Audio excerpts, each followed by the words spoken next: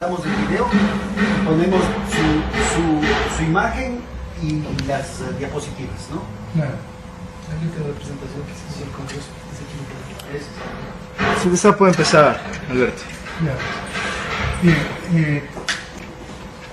he creído conveniente. Hagamos la presentación formal.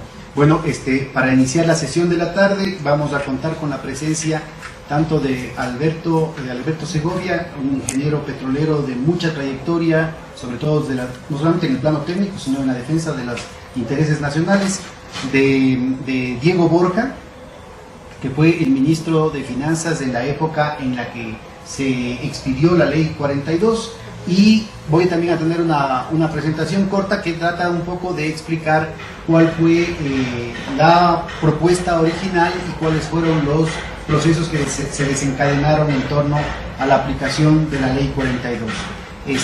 Vamos a empezar entonces con la presentación del ingeniero Alberto Segovia. Bien, gracias. Bien, no quisiera dar inicio sin antes comenzar felicitando a la Universidad Católica de Quito, la PUCE, por esta iniciativa de entablar y realizar este tipo de seminarios que tienen como finalidad hacer ver toda la historia que se ha vivido acerca de la explotación y los problemas petroleros, y siempre relacionándolo con la economía. En realidad me refería al asunto petrolero por el hecho de que es el tema que se me ha asignado. Sin embargo, el título del seminario es más amplio: energía y economía. Bien, asimismo he creído conveniente que se inicie mi participación con un recuento de lo que fue el nacionalismo petrolero de los años 70 del siglo XX, porque durante los años 70 se desarrolló una política petrolera que no fue realmente improvisada, sino planificada, expuesta previamente en el inicio del gobierno de las Fuerzas Armadas, liderada en esa época por el general Guillermo Rodríguez Lara como presidente y por el contraalmirante Gustavo Jarrín Ampudia como ministro de Recursos Naturales. Ellos expusieron su plan de gobierno y la filosofía y acción del gobierno nacionalista y revolucionario de Fuerzas Armadas, todo lo que iban a hacer durante por lo menos un quinquenio, para que elaboraran también un plan quinquenal al que se sujetaron estrictamente. Bien,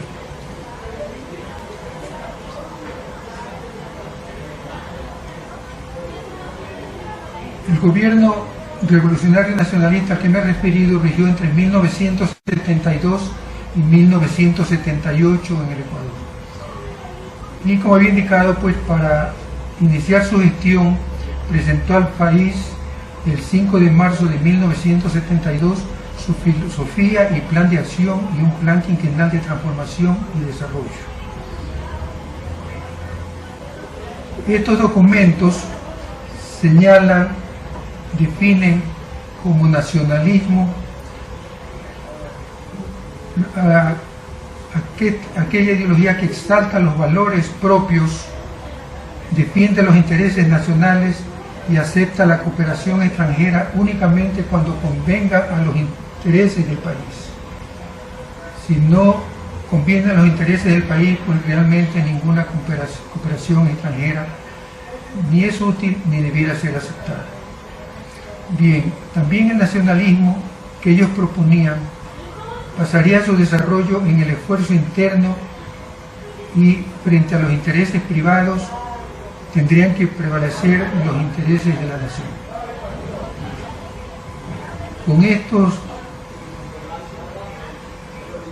Con estas definiciones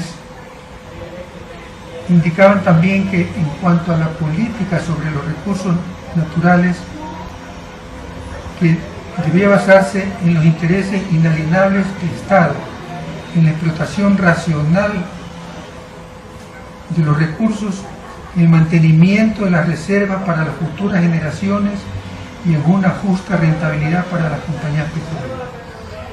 Esto me parece importante señalar porque realmente no ha habido otro gobierno que en primer lugar haya establecido una política petrolera amplia desde el punto de vista técnico y económico. Peor, pues, ha utilizado pues estos lineamientos que son tan importantes en la industria petrolera y en la explotación de todo recurso natural, para de ahí presentar una política que convenga a los intereses del país. Por ejemplo, hablamos de intereses inalienables del Estado sobre los recursos.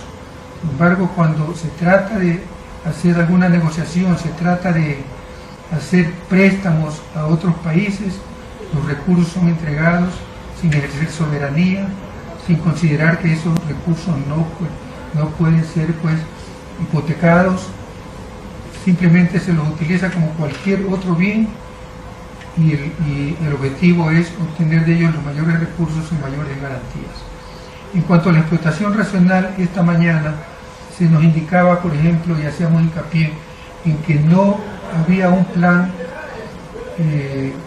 que contemple una tasa óptima de producción de los yacimientos para que puedan estos durar un tiempo y puedan mantener pues una vida útil el mayor número de años, no pensando solamente en la presente generación, sino considerando que estos recursos pertenecen a nuestros hijos, a nuestros nietos, y que un ingreso de recursos no planificado y desmedido lleva pues a todo tipo de despilfarro y también a actos de corrupción, como se ha visto en la historia, a través de la historia petrolera del país y de muchos otros países.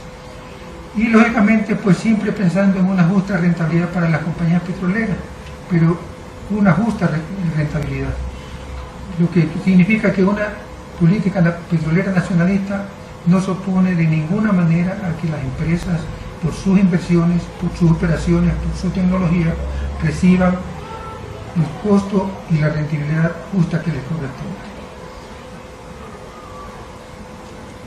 El desarrollo de la industria petrolera a nivel mundial y en el Ecuador. Hacemos un pequeño, breve recuento de lo que ya todo el mundo conoce, pero siempre es bueno recordarlo. Que la industria petrolera se inicia en el año de 1859 por el hecho de que Edwin Drake, un superintendente de la Seneca Oil Company,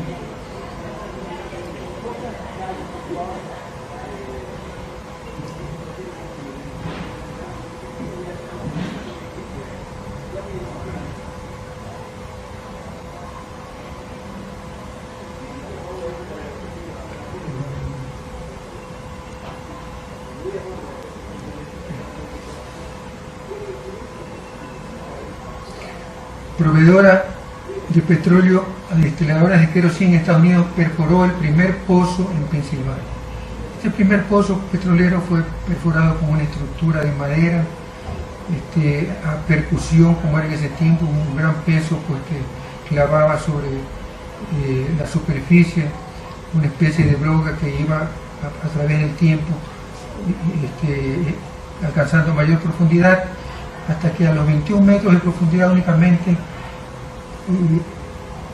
obtuvo pues un petróleo ya que en ese tiempo era rentable por el hecho de que la mayoría del petróleo afloraba a superficie y ya había toda la facilidad de producción. Con esto pues se propagó este método de perforación petrolera a través de pozos y despegó la industria petrolera como tal. Luego pues una vez que se podía extraer más fácilmente el petróleo, se intensificaron los estudios de exploración en esa época para pasar a una explotación mucho más amplia, y empleo el término explotación porque actualmente pues se utiliza más extracción o producción, considerando pues de acuerdo a los textos económicos que producción se explica prácticamente a los productos obtenidos a través de un proceso, lo que no sucede con el petróleo, que simplemente se lo extrae o se lo explota como materia prima del subsuelo. Bien, luego pues el transporte de los volúmenes extraídos de petróleo. La otra fase es la comercialización, tanto interna como externa, y que se la hace para llevar el crudo, una vez obtenido, una vez comercializado, a los centros de industrialización, donde puede haber refinerías y petroquímica, ¿no? Como ahora estamos viendo inclusive aquí en el país, que tratamos de implementar una petroquímica incipiente por lo menos.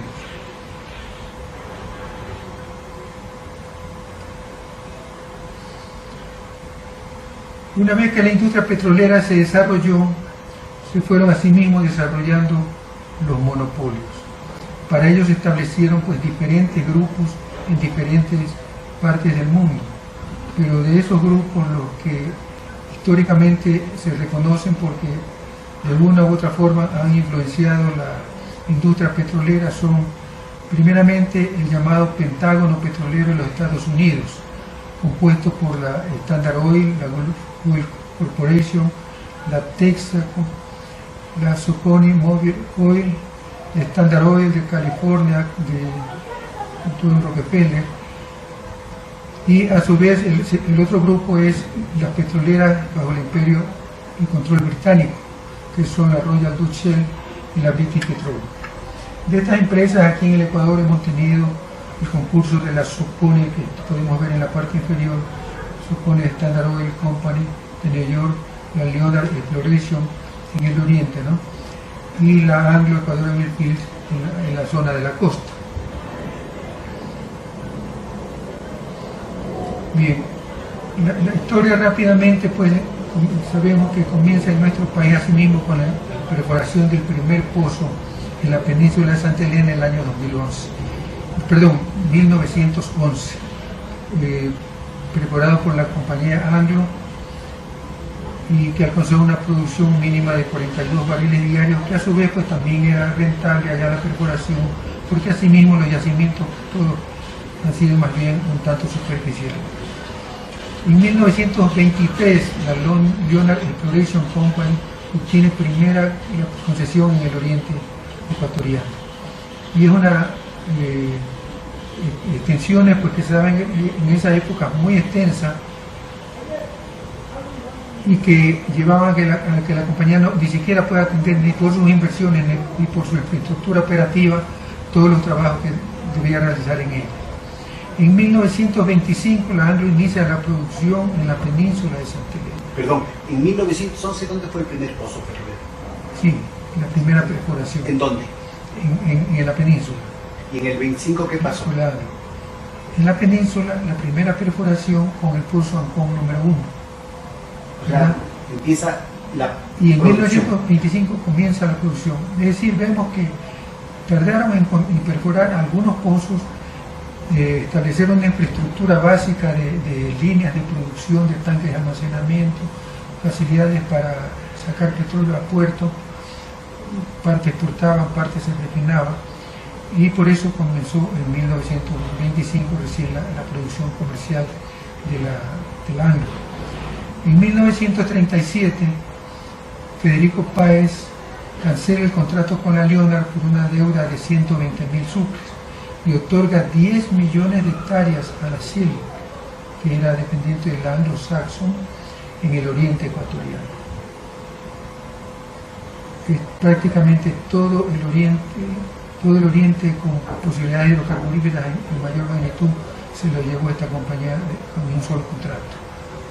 Luego la Standard, a través de la IPC, obtuvo en 1941 una concesión que actualmente está en las áreas que ha ocupado Perú, pero que en el tiempo eran de Ecuador, ¿no?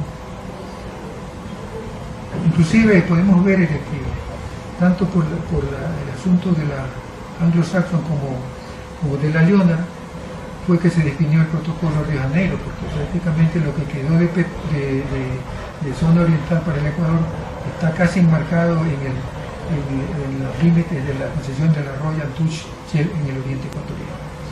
Aquí podemos apreciar eso en este mapa, ¿no?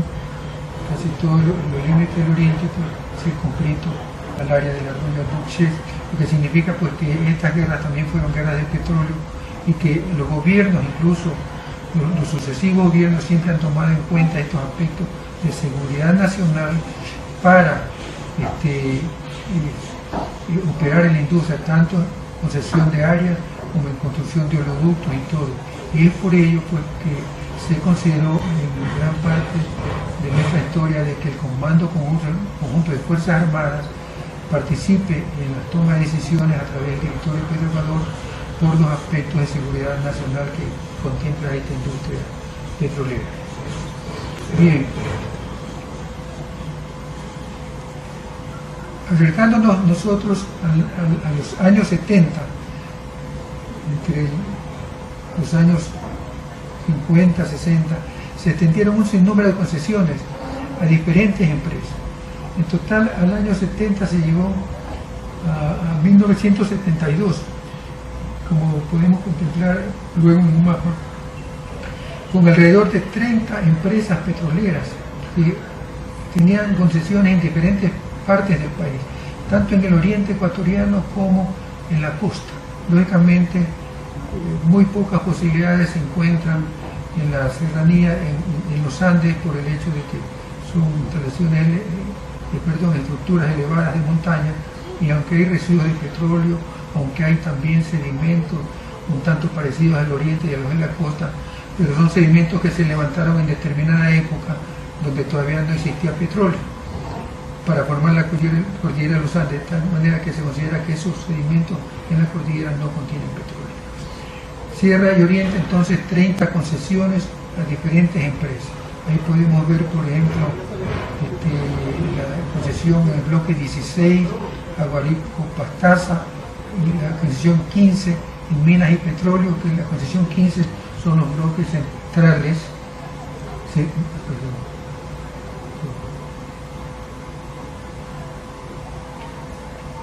Lo que decía el bloque 16 y 18, 15, 16, 18 son los bloques que después tomó la Texaco, pero que tuvo que comprarle a Minas y Petróleos, porque Minas y Petróleos, una vez que se fue la Leona, fue la que se apoderó de la mayor cantidad de bloques en el oriente, y todos los abusos de Minas y Petróleos a través de un señor Stuart, que se proclamó pues descubridor del oriente ecuatoriano y que llevaba siempre una medalla de plata que lo señalaba como tal, como descubridor del oriente.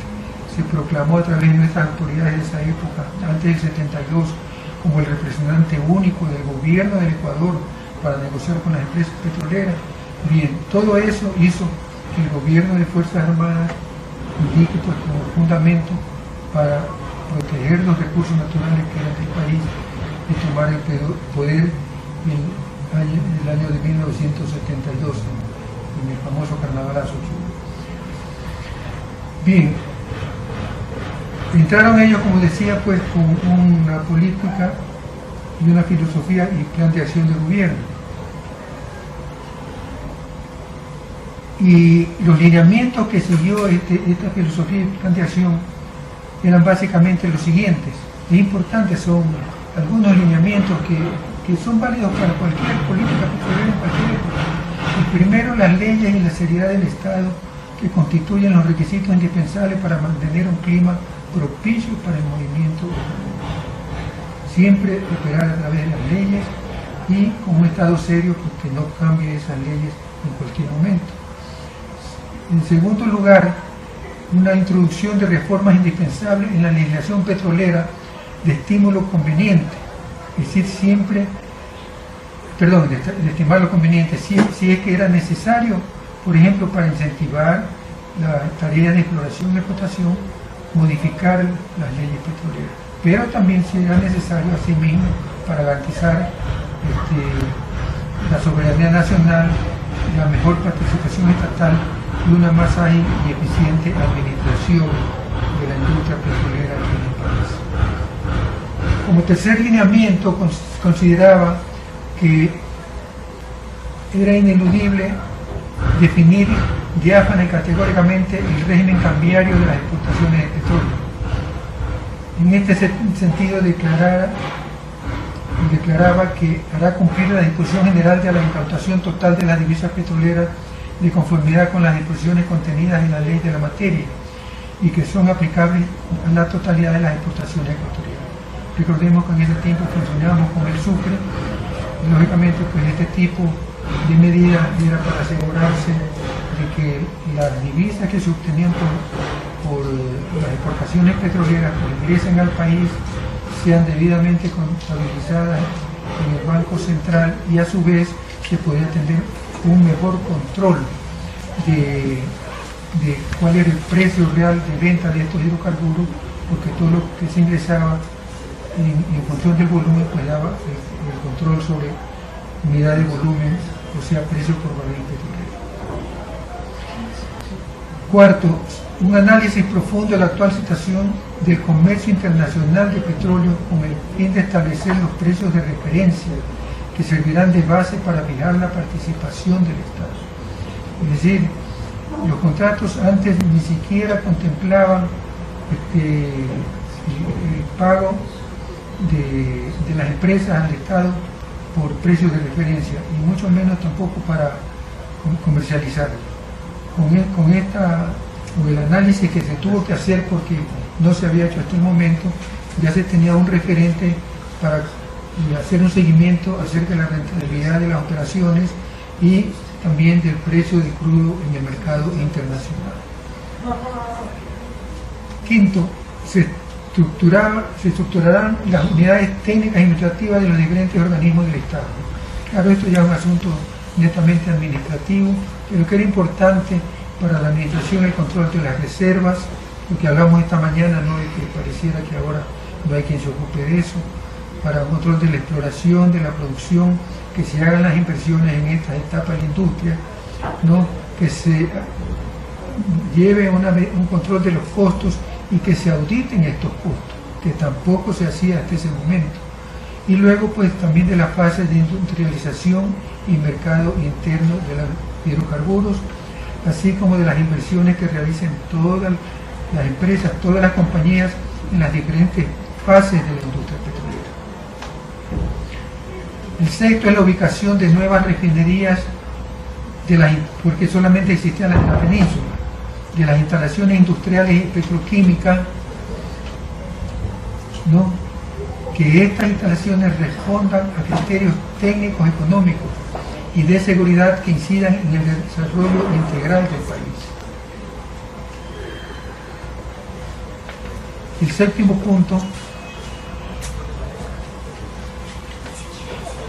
la expedición de una nueva ley constitutiva de CEPE, que era la Corporación Estatal Petrolera Ecuatoriana, que se creaba por primera vez en el país, una empresa estatal, a fin de que cumpla con su cometido, ¿no?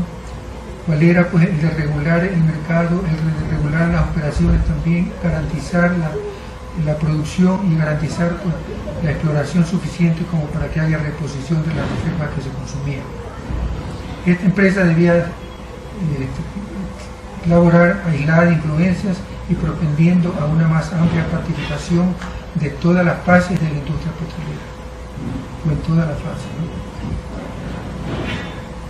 Como octavo lineamiento, se indicaba que se promovería la creación de una flota nacional de transporte marítimo petrolero, es decir, lo que conocemos ahora como PROFEC, ¿no?, en su real dimensión, y la construcción de una red nacional de poliductos, todo para cubrir el transporte, por ejemplo, a nivel internacional, inclusive para las exportaciones petroleras, para los aspectos de cabotaje de puerto a puerto, Puerto Esmeralda, Puerto de la Península, para llevar petróleo para la refinación, ¿no?, y la red nacional de poliductos para transportar los diferentes productos desde los terminales donde se almacenaban a los centros de consumo, ¿no?, en las diferentes ciudades del país. Como noveno lineamiento, se tenía el de convenir que si convenía a los intereses de la nación, el gobierno nacional propiciaría su ingreso a la OPEP. Como veíamos recién, en el año 72 se pensó en esto de ingresar a la OPEP.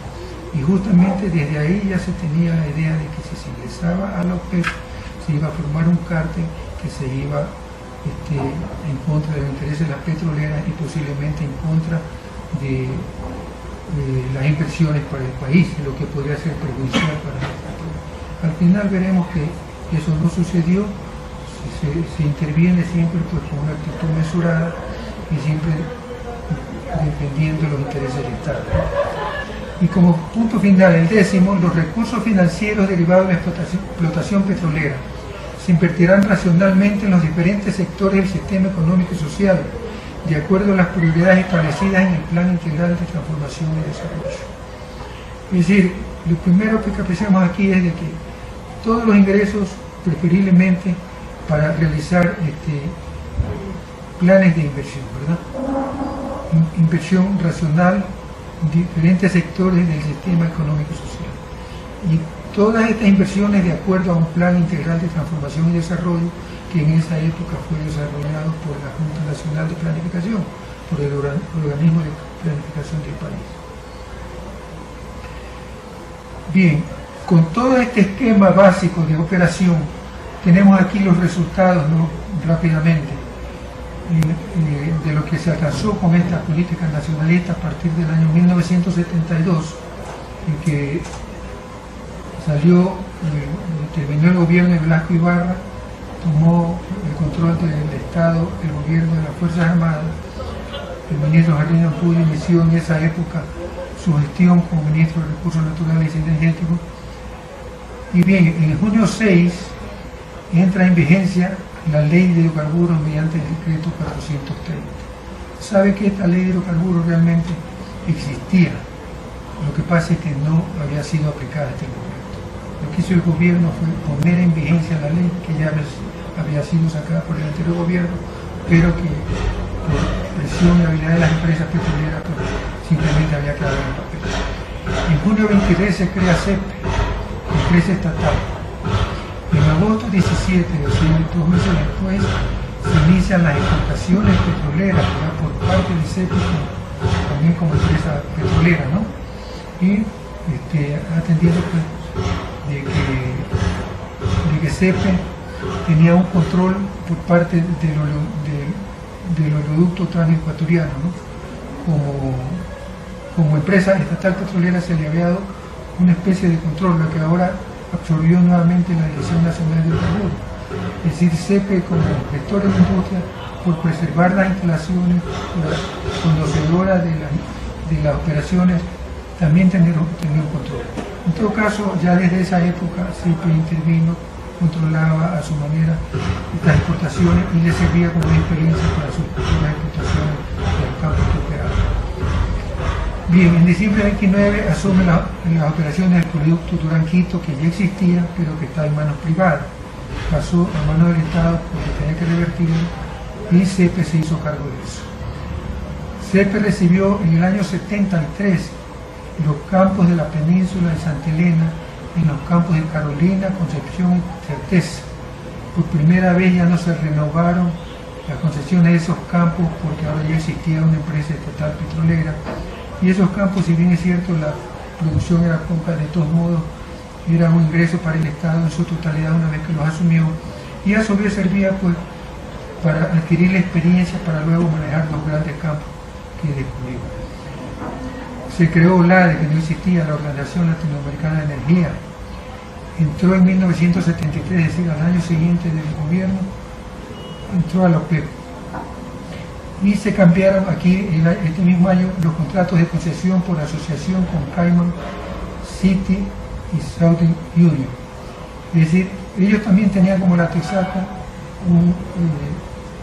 un contrato de concesión, pero como la producción era minúscula, el control se podía hacer de mucha mejor manera y a su vez obtener un mayor ingreso en petróleo, principalmente en materia prima, se lo cambió a asociación. En 1974, CEPE construye la refinería de Esmeralda, contrata la construcción de la refinería de Esmeralda y también la ampliación de la refinería de la península. En este año también inicia la comercialización de derivados. El 6 de julio adquiere el 25% de Texaco Gulf. El consorcio inicialmente era Texaco Gulf, dos empresas norteamericanas que se habían aliado para operar en el oriente ecuatoriano. Pero, por recomendación de la OPEP, donde el Medio Oriente, sus países pertenecientes a la OPEP ya entraban también a participar ya de la materia prima y de las operaciones, lo que les permitiría en determinado momento tomar el control, si es que así lo requería el Estado. Entonces también en cumplimiento de la OPEP, CEPE adquiere el 25% de las acciones, ¿no? Inicia entonces sus propias exportaciones, ya el 25% de las exportaciones de este consorcio CEPE Texaco que le pertenecían a CEPE, inicia ya las exportaciones CEPE, tiene ya sus propias exportaciones, sus propios ingresos por exportaciones, por el 25% que le correspondía al consorcio. Para mí los años 1976 y 77 realmente fueron los más prolíficos en cuanto a beneficio de operación petrolera aquí en el país. CEPE se consolida en el año 1976. Por divergencias que tuvo con la empresa Gulf, asume el 37.5% adicional del consorcio CEPE Texaco Gulf. Gulf sale del país y se queda CEPE con el 37.5% por encargo del gobierno nacional, ¿no? Y se conforma entonces el consorcio CEPE Texaco que dura hasta el final de las operaciones.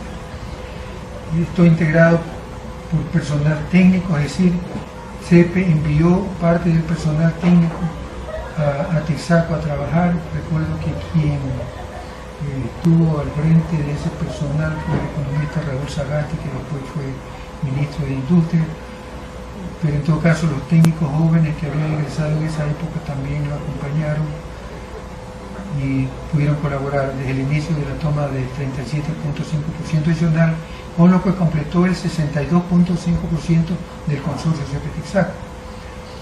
Asimismo, inicia la prospección sísmica en la Amazonía por su propia cuenta de ASECA. Recibe los campos de la ANGLO el año 76, particularmente pues, el honroso encargo de recibir los campos de la ANGLO. A esa época era el director nacional de producción de CEPE, lo que ahora sería el gerente de producción, y con un grupo de técnicos nacionales, sin ningún extranjero en nuestra planta, continuamos con la producción de esos campos, y si bien es cierto, no pudimos el control total del mercado interno de derivados y de gas licuado y petróleo. Todas las gasolineras pasan bajo el control de CEPE.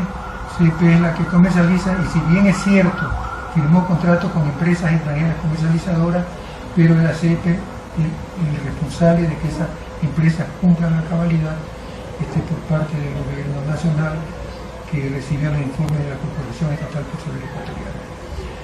Y del GLP, que también lo tomó bajo sus operaciones, y lo primero que hizo, un tanto demagógica la medida, pero por lo menos para justificar la toma de CEPE, en vista que bajó los costos operativos, esa baja de los costos se los transportó al usuario, de tal manera que se benefició pues, el pueblo consumidor de GLP con un menor precio del petróleo. Asimismo, el año 77, otro año pues, donde se hicieron labores de importancia, empezó el funcionamiento de la refinería estatal de Esmeraldas y se decide que refine únicamente crudo ecuatoriano. Se inaugura los terminales de Salitral en Guayaquil, el Viatero en Quito y otro en Ambato, esto para poder comercializar los productos limpios aquí en el país.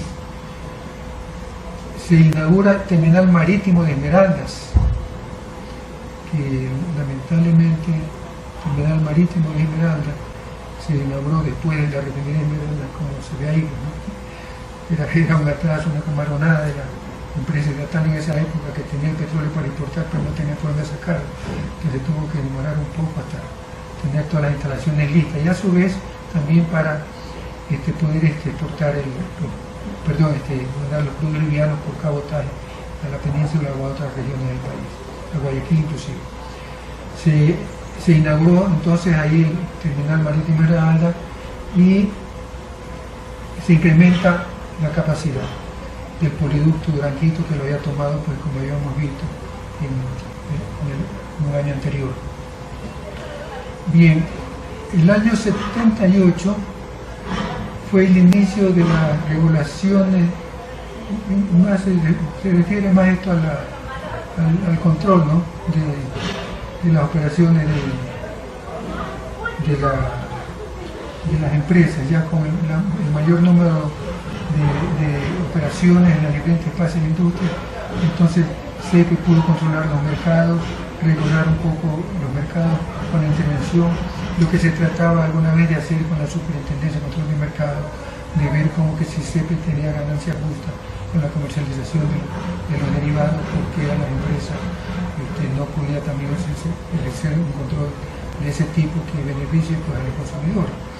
Pero la política del gobierno fue otra, más vale en el sentido de que las empresas se hagan cargo de todo el mercado interno de derivados, y entonces hasta peso fue perdiendo Petroecuador para regular ese mercado, y Petroecuador tuvo que vender al precio máximo de la comercialización. ¿Eso ya fue con qué ministro?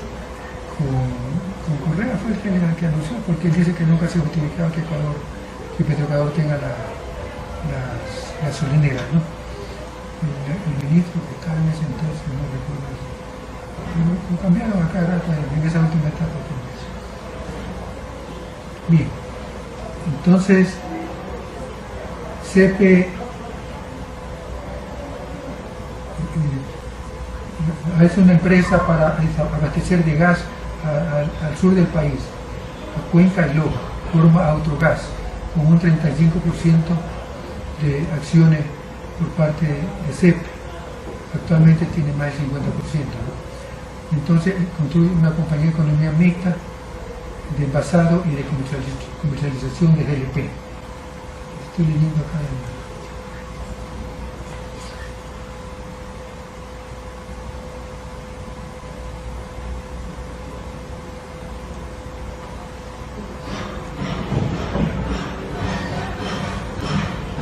en el año 79 CEPE continuó con el estudio de exploración con nuevas sísmicas y operaciones para incorporar producción en corto plazo. Es decir, CEPE ya opera como una empresa integrada, hace estudios de exploratorio, lógicamente en las áreas que había reservado y que a nuestro criterio fueron mejores para que emprendan un programa agresivo de exploración sin que tenga que el país correr mucho riesgo con sus inversiones, ¿no? Y también elabora un plan, lo he puesto en rojo, en el año 1979, en la última parte, de industrialización 1980-1990, sobre refinación, petroquímica, lubricantes y fertilizantes. Esa es una cosa parecida, lógicamente con las diferencias propias de la época, pero parecida a lo que ahora tenemos para la refinería del Arromo y Manaví. No es que esos planes ya han existido pues, desde los años 70, ¿no? Que ya va a tener 40 años y el proyecto no se concreta, por lo menos para una petroquímica incipiente, digamos, ¿no?, que nos permite incursionar en el campo. Bien, con estas obras ya elaboradas en los años 70, veamos un poco los resultados que obtuvo Petroecuador y la industria petrolera en lo que corresponde, ¿no? Bien, el año de en cuestión de reservas permanentes de crudo, en un principio Petroecuador o CEPE en esa época inició sus tareas exploratorias, y vimos que hasta el último año inició en nuevas áreas, de tal manera que no era de esperarse de que tenga descubrimientos tan rápido, y los descubrimientos eran menores. Por ejemplo, el primer pozo se perforó en el año 1975, pero lo que hizo ese primer pozo fue confirmar en las áreas de CEPE que había continuidad de petróleo de las áreas de sitio, que era la caña, de tal manera que el único mérito fue perforar ese pozo con los técnicos ecuatorianos en un área segura. El mérito principal fue de que Citi no quería reconocer los derechos de CEPE en esa época sobre esa parte del yacimiento que le correspondía, porque como solamente había perforado en su área, decía que le correspondía solo el petróleo que había en esa área a la Citi, y que Petroecuador no tenía ningún derecho sobre eso. Tuvimos que perforar ese pozo para hacer prevalecer nuestros derechos y comenzar a recibir producción participación de ese campo que era compartido en ese momento. Entonces, por eso es que realmente la estadística comienza en 1982, en la década de los 70. Petroecuador no produjo petróleo en gran escala. En el año 82, con los campos que había descubierto, con toda la exploración de... Pero todavía no se llamaba Petroecuador, se llamaba CEPE todavía. Claro, sino que ya... Ahora se le llama solo Petroecuador porque a veces en conferencias nadie ha oído de CEPE. Personas muy jóvenes como estudiantes acá no han oído. Pero sí, yo a veces diferencio eso de que dice Texaco o el Petroecuador, para que sea de dónde viene. Luego, pues, el consorcio asimismo, inicialmente CEPE Texaco, que luego se llamó Petroecuador Texaco, comenzó desde 1972 con unas reservas de 1.500 millones de barriles. Esas reservas fueron hechas por Terramar en esa época, contratadas expresamente porque nadie sabía la cifra exacta, sino solamente la que daba Texaco. Y como todavía que construimos el oleoducto, queríamos saber cuál es la inversión que a Texaco le permitía sacar eficientemente ese petróleo. Si tenía menos reserva de los 1.500, el oleoducto iba a estar sobredimensionado. Y si tenía mucho más reserva, pues entonces el oleoducto quedaba pequeño. Con 1.500 barriles de reserva se justificó un oleoducto de alrededor de 400.000 barriles diarios, con la posibilidad de ampliarlo posteriormente, como en realidad se hizo, a 600.000 barriles diarios por día. Bien, y así fueron subiendo las reservas hasta que se puede apreciar de que al final del año 79 habían bajado, subieron un principio y luego bajaron hasta menos de 1.000 barriles, 1.000 millones de barriles de petróleo. ¿Por qué razón esta política? Porque la política nacionalista, con las condiciones que puso que no eran las iniciales, muchas empresas pequeñas y muchas empresas que no habían comprado realmente con el ánimo de explorar y explotar, sino con el ánimo de especular, y no tenían capitales para invertir como les obligaba ya la nueva política, abandonaron los bloques. No se les podía permitir hacer traspaso porque ya Minas y Petróleo había traspasado antes de ese gobierno la concesión de Texaco, sin haber tenido conocimiento el gobierno. Si Texaco no fue la que primero pidió la concesión, la que primero tuvo la concesión fue Minas y Petróleo a través de un solo hombre, el señor Strauss, que se proclamó dueño único del Oriente, que había cubierto el Oriente. Entonces, para evitar todo eso, las reglas fijas, reglas realmente rígidas, para que no haya más este tipo de dádivas de concesiones. Las áreas de concesiones fueron de 200.000 hectáreas en tierra firme y 400.000 hectáreas en el oriente. Entonces, todas estas compañías comenzaron a irse, se fueron. El mismo señor Strauss, que se había proclamado dueño del Oriente, se incomodó, amenazó al gobierno, amenazó al ministro y amenazó con boicotear todo tipo de licitación. Cuando hubo la primera licitación, se presentaron algunas decenas de compañías.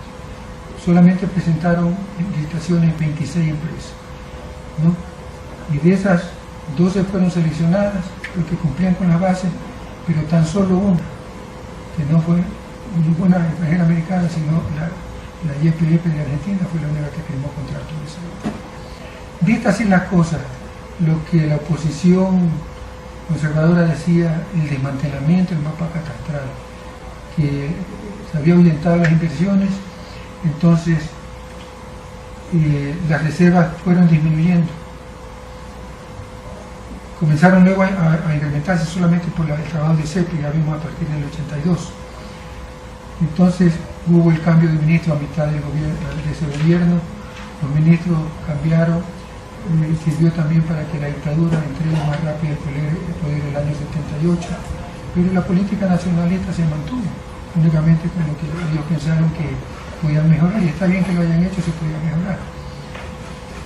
Pero vamos a ver después que esto incentivó que en los años 80 y 90 se den más facilidades a las empresas, y vemos que al darle facilidad a las empresas, llegamos a los contratos estos de participación, donde las empresas tienen tantas ganancias con la subida del precio del petróleo, donde ya no había los lineamientos de una política petrolera que le permita al Estado conseguir esos beneficios. Y no había una política petrolera ni quien la haga, porque ya lamentablemente todo estaba desmontado.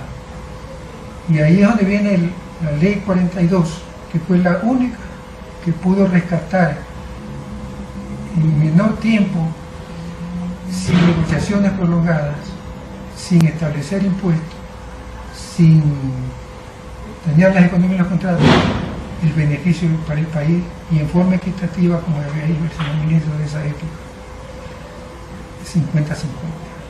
Y que luego se le agregó la palabra al menos para que la compañía que tenga mayores ganancias pueda dar mayores beneficios. De ahí que yo digo siempre la historia está entrelazada, ¿no? Y quien no conoce la historia no se explica determinadas decisiones, ¿no? Bien. En tasas de producción aquí vemos, ¿no? Las tasas de producción, vemos la producción de las diferentes empresas, de los diferentes campos, ¿no? De los campos de cerca de Texaco en el oriente, vemos Laguario, Chuchufindi, Sacha, Aguarico, Auca, Paraguay, Patacapi, que hasta esa fecha habían sido descubiertos y desarrollados. Unos iban entrando paulatinamente, pero aparte de eso estaba Cepe City, que recién comenzó su producción en 1979, donde incluía el pozo 18B1, pozo 18B2 y pozo 18B3 perforados por Cepe, en un yacimiento que tuvo que ser unificado, operado en forma unificada entre las dos empresas, dos socios, se hacían los gastos e inversiones de mutuo acuerdo. También me correspondió a mí la satisfacción de ser el primer presidente del comité de administración de ese comité unificado. Bien, ¿a dónde llegamos aquí? En la costa siempre los mismos producciones bajas, ¿no? Alrededor de 100 y pico barriles mensuales, ¿no? Más. Y que fue hasta el año 79, hasta menos de 100, ¿no? En todo caso, aquí lo que tenemos, perdón, estos son en barriles por día. Entonces yo puse las anuales en barriles por día. Entonces barriles por día son en 4.000. Bien, en el total nacional, yo quisiera que vean ustedes la importancia. En un principio, la Texaco comenzó produciendo 4.000 barriles diarios. En 1970. ¿No? No era una producción en gran escala, esta producción la iba almacenando en el oriente, hasta que tuvo listo el oleoducto, comenzaron las exportaciones en el año 72 y ya comenzó la explotación, la producción y el transporte en gran escala. Y de ahí iba a 81.000, 217.000, 184.000, nunca pasó de 223.000 barriles en la década de los 80. No porque no podía producir más, sino porque tenía regulaciones de producción. No se producía más que lo que el Plan de Desarrollo Nacional elaborado por la Junta Nacional de Planificación había previsto. Y de esa plata, ¿no? Algunos fondos, como por ejemplo el FONADE, se utilizaban en programas de desarrollo. El FONADE fue el que después se convirtió en BEDE, Banco de Desarrollo.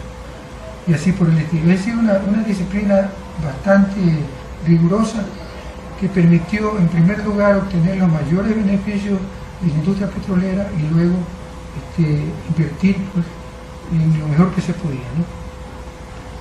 La capacidad de refinación, asimismo, estamos viendo como en un principio, en los años 70, había solamente 34.000 barriles por día de productos y luego se fue incrementando hasta que entró en producción la refinería Esmeraldas, paulatinamente llegó hasta producirse al final de los 80 más de 90.000 barriles por día, ¿no?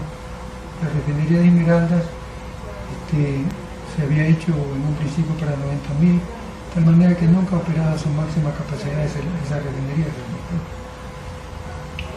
Luego, en cuanto a las exportaciones de crudo, asimismo tenemos desde las X tiempo, ¿no?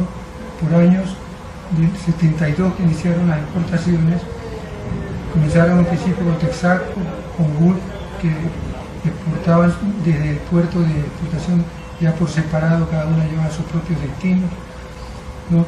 Eso llegó hasta más o menos el año de 1976, ¿no? 78 ya comenzó a exportar la City, cuando comenzó a producir, pues, ¿no?, los pequeños campos, y se juntaron ya todas estas producciones. A su vez, CEPE comenzó en el año 74 ya con lo que le correspondía al consorcio CEPE Texaco Gulf, y continuó sus exportaciones y hasta la presente fecha. Bien, entonces estos son los resultados, como que ustedes pueden ver, que se introdujo paulatinamente el gobierno con la empresa estatal, con sus controles, y pudo llevar, pues, una política razonable, y también en cuestiones de inversiones, cuando se trataba de aplicar el aspecto económico, se construyó, pues, una amplia infraestructura, ¿no?, en el país, diferentes, posiblemente se incrementó la burocracia, pero lo que pasa es que había que crear rápidamente en diferentes regiones instituciones para que puedan atender de mejor forma las necesidades de las áreas. Y como decía el ministro de ese entonces, como el dueño del petróleo era el Estado, y como había perdido el poder político la empresa privada, los grandes capitalistas, los industriales, ya ellos no podían poner fácilmente su gente. Como no podían poner su gente, se negaban a colaborar, y el Estado tenía mayor razón para operar directamente.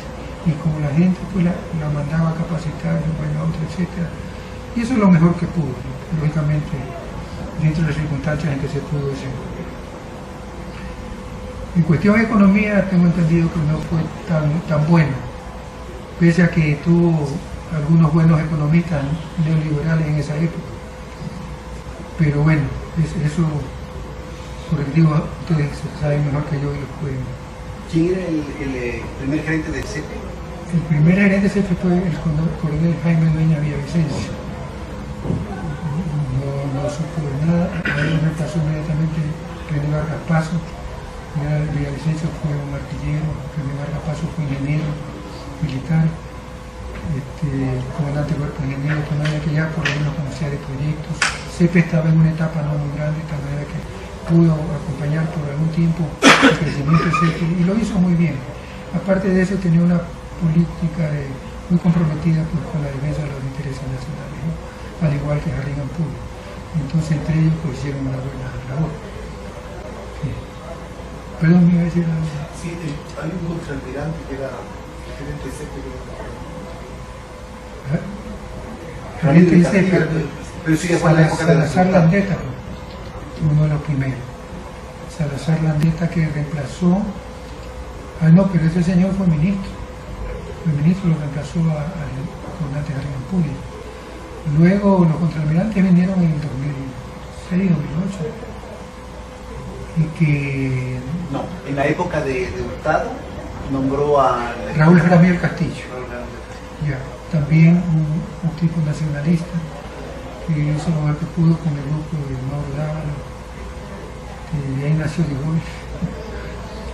Pero ya comenzaron a entreverarse las cosas particulares con las cosas del Estado, ya no era el negocio tan impeculiar. Ahí nació de Gaulle, como digo, entonces ya todo el mundo tiene interés. Pero fue un hombre nacionalista, también un buen gerente dentro de la situación, colaboró con buenos técnicos, ¿no?, hasta donde yo pude seguir el hilo del contraalmirante Jaramillo. Bien, los resultados de esta política, según el mentor, pues, contraalmirante Harry Ampudia, él en sus diferentes publicaciones, que la hizo hasta el último día de su muerte, defendió su política petrolera, y siempre decía casi lo mismo que está escrito aquí. Por eso yo pude sacar y extraer lo más importante, según él. El país cambió en lo económico, y como consecuencia de ello también en lo político y en lo social. Antes de 1972, el poder económico estaba en un reducido grupo que tenía el control del poder político. Con los ingresos petroleros, el Estado recuperó y concentró todos los poderes, tanto político, económico, social y militar. Entonces, sin embargo, les digo una cosa, yo trabajé cerca con la dictadura. Era muy joven, muy poco entendía de política, pero sí me vi la preocupación de ellos de no tomar medidas impopulares. Es decir, ellos decían, estaban conscientes que no habían sido elegidos por el voto democrático, no habían tenido el respaldo inicial del pueblo y lo poco que habían ganado con su política nunca lo quisieron perder. De tal manera que tampoco se fueron a los extremos de declarar medidas impopulares. Esa que el último ministro de Finanzas fue Sevilla. Espinosa. No, Ignacio Grupo Espinosa, conservadores. Bueno, ese es como principal resultado según desde el punto de vista político. Luego, en el periodo 1972-78 se ejerció soberanía sobre los recursos hidrocarburíferos. Se los explotó racionalmente, como había indicado, con una tasa racional de producción, tanto para conservar los yacimientos, tanto para no despilfarrar, porque con recursos mayores no hubiera sabido qué hacer según los elementos del gobierno de esa época. Ahora sabemos que a lo mejor es bueno si se lo lleva capitales afuera, bueno, ya ha prosperado también la economía, ustedes seguramente lo harán mejor. El Estado se benefició de una participación de más del 90% en la producción petrolera. Es decir, ahora que se dice que se tiene entre el 75 y el 80% contra 20%, en esa época Texaco y la CIPI nos daban nosotros más del 90% de la producción petrolera. Y también eso se lo ha demostrado con cifras que están publicadas en el libro del doctor Arauz, lo sostiene el comandante Harry Antiguo a través del tiempo, nadie le ha dicho que no es cierto. Bien, gracias al ingreso a la OPEP y aplicando su resolución 90, Texaco llegó a pagar 18.5% de regalías y CITI el 12.5%. Ambas pagaron el 87.37% del impuesto unificado. Lo que no pagan ahora las empresas, porque se le han eliminado regalías, el impuesto unificado ha bajado a 44, luego se hizo a 25, y la realidad uno nunca sabe a cuál se aplica y a cuál no. Bien, y otros resultados, que el consorcio que integró Texaco, los consorcios que integraron a Texaco, en un principio Texaco Gulf, luego CP Texaco Gulf y luego CP Texaco, en 20 años que tuvo como operadora Texaco, dejaron para el país 23.508 millones, que corresponde a un 93% del total de los ingresos. Y la Texaco se llevó únicamente 1.643 millones, que corresponde al 7% de los ingresos. ¿Cómo hizo eso Texaco? Texaco tuvo que ajustarse a las leyes del país, no había forma de salirse, no había el CIADI, no había tribunales de arbitrajes, era llamada a discutir las leyes, como también hace el gobierno. El problema está que las compañías, si no lo consiguen ahora, con el gobierno lo consiguen con el CIADI, como quiera que sea. Bueno, ahí están los resultados. Y lo que también ellos dicen, y muchos economistas, lo he oído, que yo soy ingeniero, pero he oído mucho de las economías, dicen, bueno, se estructuró una nueva clase media, ¿no? Se dio más oportunidades a la clase media y baja, porque por primera ocasión los ecuatorianos de clase media y baja tuvieron la oportunidad de acceder a los máximos puestos del Estado en mérito propio, solo a su preparación y capacidades. Él terminaba diciendo, no por su abuelo, pero eso conviene aquí, aunque lo mencionó. Bien, eso es básicamente la década de los 80, y espero pues sirva un poco como para ver que los lineamientos en que se basó no son muy diferentes de los de ahora, pero sí fueron implementados en la medida de lo posible pues en su totalidad y llevaron un control riguroso de su cumplimiento. Bien, gracias.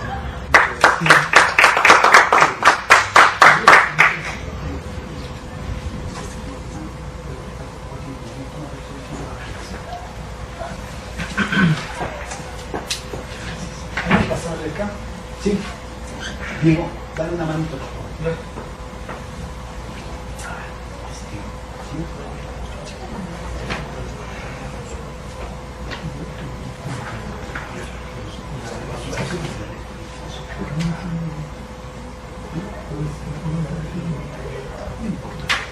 No, debe estar tiempo nuevo.